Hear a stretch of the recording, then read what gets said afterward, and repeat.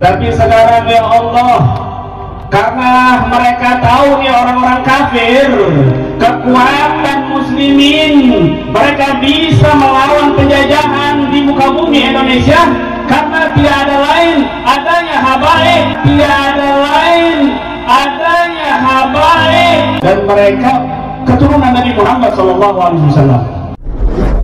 Mari gunakan akal pikiran, gunakan akal sehat untuk melihat sesuatu.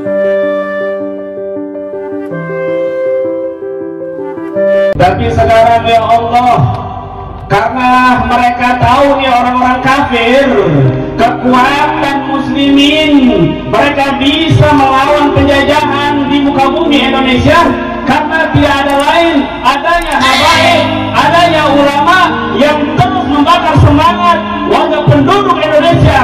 Allahu Akbar. Akhirnya iblis, setan ngadu domba, ulama sama habaib diadu domba. Hati-hati. Kenapa? Supaya ingin menjatuhkan, menjauhkan kekuatan umat Islam.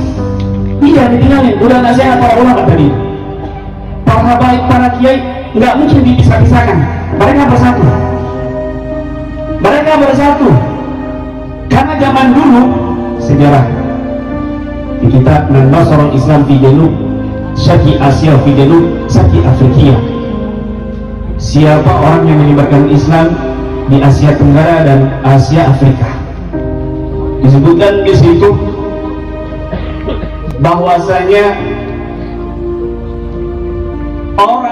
orang Talis Belanda, mereka ini bingung kenapa kok kekuatan pribumi memiliki kekuatan semangat untuk melawan penjajahan Belanda. Ternyata di situ dipimpin oleh para habaib, para ulama, orang-orang Arab, al-Arabul Muslimun, al-Khadaribul Ashraf, orang-orang Arab dari Hadramaut, dan mereka keturunan Nabi Muhammad SAW,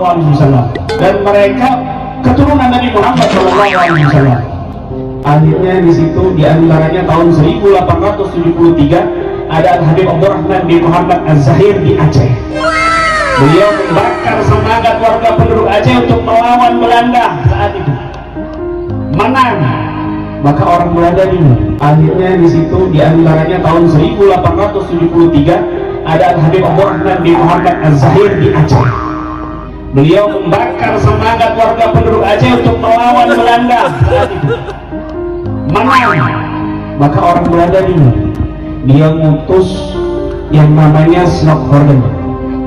Snockhorden diutus menelitinya ada apa kekuatannya orang-orang Arab ini, kenapa setiap bulan haji ini orang Indonesia memiliki semangat yang luar biasa, ilmu yang luar biasa.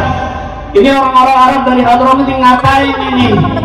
Akhirnya di Snockhorden ini diutus ke Mekah, ke Hadramaut, dan beberapa orientalis Belanda lainnya. Di situ dia tahu kekuatannya ternyata di sini. Para cucu Nabi.